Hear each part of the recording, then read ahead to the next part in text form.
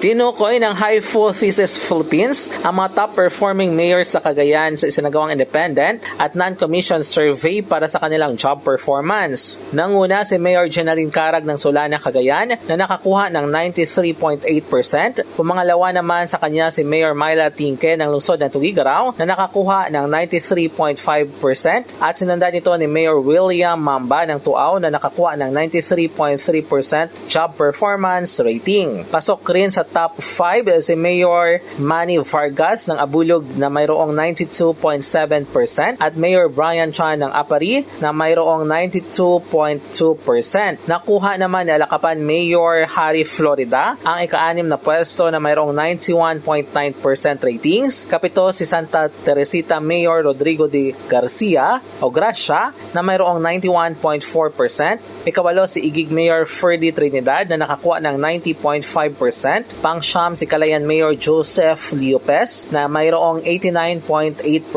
at pang-sampu si Enrile Mayor Miguel De Sena Jr. na mayroong 89.2% ratings. Ang survey ay sinagawa noong December 17 to 30, 2023 na mayroong 10,000 respondents mula sa iba't ibang panig ng lalawigan ng Cagayan. Ang nasabing survey ay tinawag na pulso ng bayan na ang mga respondent ay pawang mga rehistradong botante na nasa edad 18 hanggang 70 at nakatira sa lalawigan ng Cagayan. Ang Pulso ng Bayan 2024 ay ginagawa ng Hypothesis Philippines upang alamin ang pananaw ng mga residente sa pamamahala ng kanilang mga leader. Mula dito sa Cagayan, MJ de la Cruz para sa Radyo Alternatibo, Balita Nationwide.